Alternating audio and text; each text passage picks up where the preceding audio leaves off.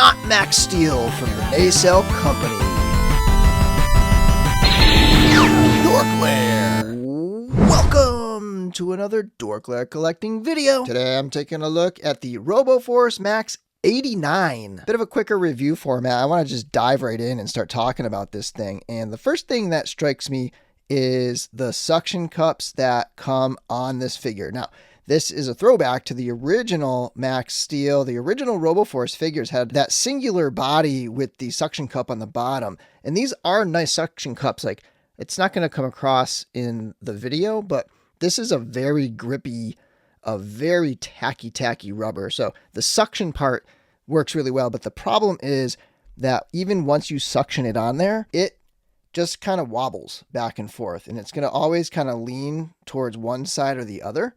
So in terms of like long-term displaying this in any sort of collection with the suction cups, I don't think it's going to really work out, especially because most shells aren't going to be like this glass surface, and that's going to come off eventually. However, there is the option to pop these out, and you do end up with a nice circular foot, essentially, and it will stand very sturdy. So you can get it into some poses and stand it very sturdy. The only issue with this is when you go into any sort of wide stance, it's not going to work. And what would have been nice is if they had included an alternate set of feet that you could pop right in there, and it's a ball joint, so you could potentially have some articulation in the feet, allowing for those wider stances. But at least you can pop those on and off and just have them standing nice and stable for long-term collection display. And with that out of the way, I'm going to do the rest of the review with the feet off. It just makes it a lot easier to mess around with this figure than having to deal with like the suction cups and the flippy floppy kind of stance of the figure.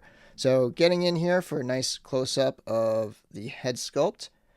Pretty cool sculpture going on here. I like the sculpture, I like the plastic, and I like the articulation in general.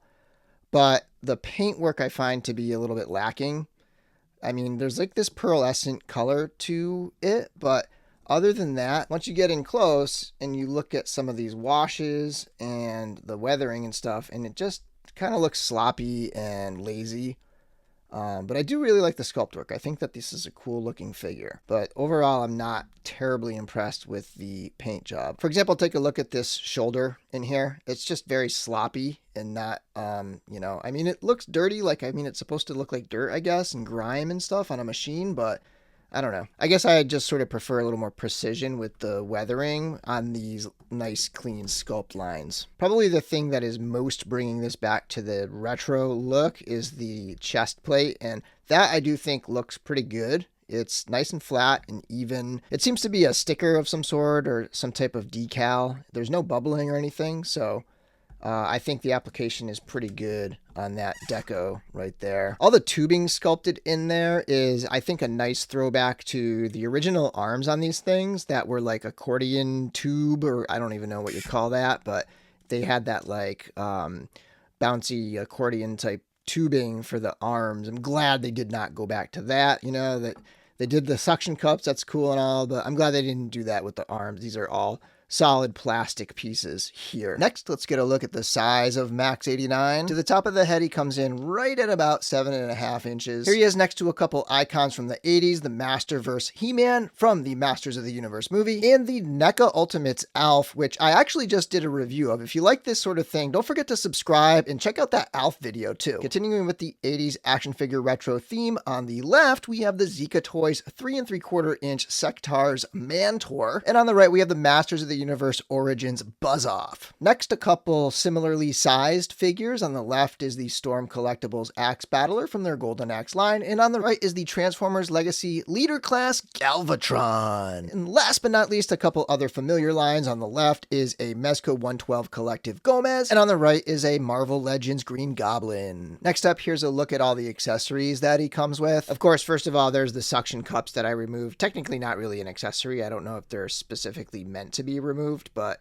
there they are. And he does come with an alternate hand with a bladed claw type thing, which is a pretty cool look. And the hands with those huge pegs, they pop on and on very easily. They feel really nice when you're swapping the hands. Probably my favorite accessory is this blaster cannon. I love the way it's sculpted. I love the way it looks, and I like how the paint fades onto the barrel there. And then that can fit into any of the 3 hands nicely like this. And then the weaker part of the accessories, it's not really the accessories themselves. I feel like all these tube pieces, they look pretty good, but attaching them is weird. Like there's not a lot of good options for attaching them, and they all have different sized pegs here. From what I can tell, it has 3 holes. You have one on the top of the shoulder, one on the top left of the back, and then you have one on this piece in the torso area here.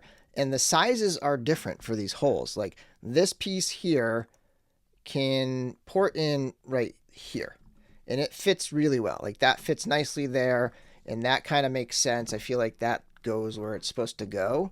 And then I think this piece here is supposed to come up over his shoulder, but the peg hole is too small. I think I could probably heat it up and just like really jam it in there, and it would probably look fine, but that's not, you know, that's not really on there. I'd have to heat that up and like stretch that hole out to get it in there.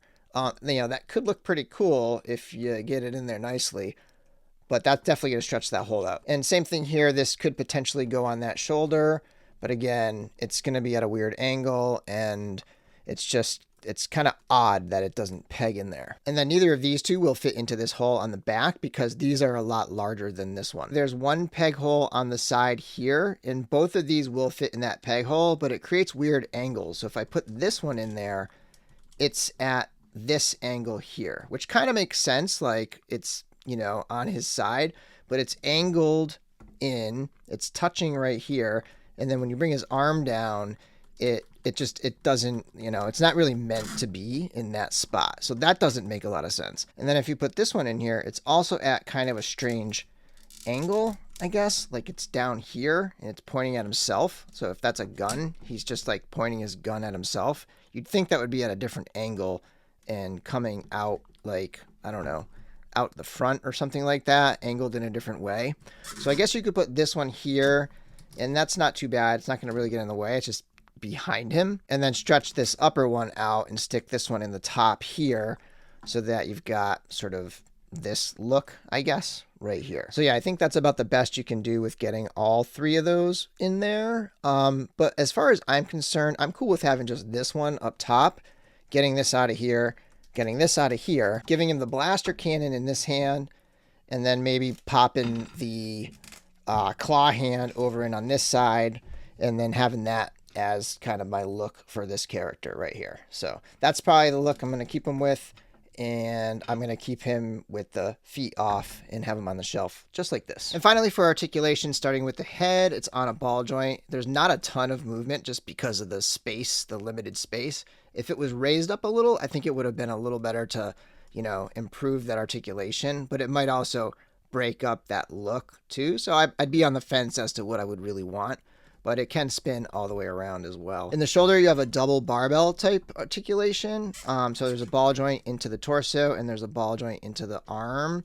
And that gives for quite a good range of articulation there on that arm in terms of like angling the shoulder up and down. It can spin around. Mine's a little squeaky, but it doesn't bother me. Everything still feels very smooth and nice, and I very much like the movement of the figure, and I like the feel of the plastic and the density of it and stuff.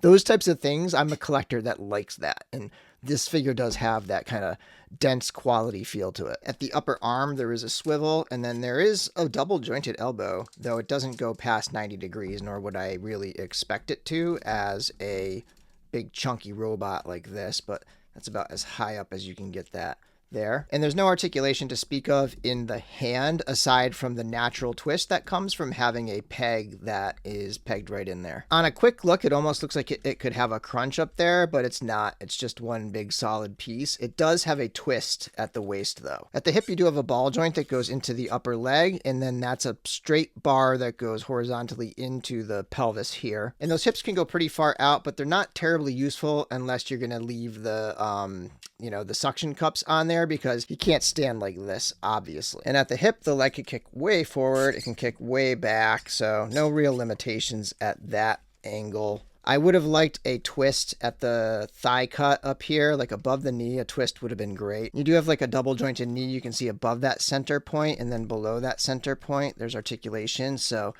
the knee can bend back this far. It can actually bend quite a bit forward as well. So a lot of range in the knee. There's just no twist anywhere aside from the slight twist that happens with the ball joint at the hip. Overall, MAXX STEELE is a pretty fun figure, nice big chunky toy. I like the sculpture. What I don't like are the suction cups. As fun as it is to have that retro thing going on, I'm not a fan of the suction cups. I would have loved some feet. And then the paint, particularly the wash, that's a bit sloppy. Would have been nice to have something a little more intentional, a little sharper and crisper on such a robotic type figure. But generally a fun toy and a great start for a brand new toy company. This is their first thing that they've ever made. So I think they've done a decent job, all things considered. And until next time, may the force be with you.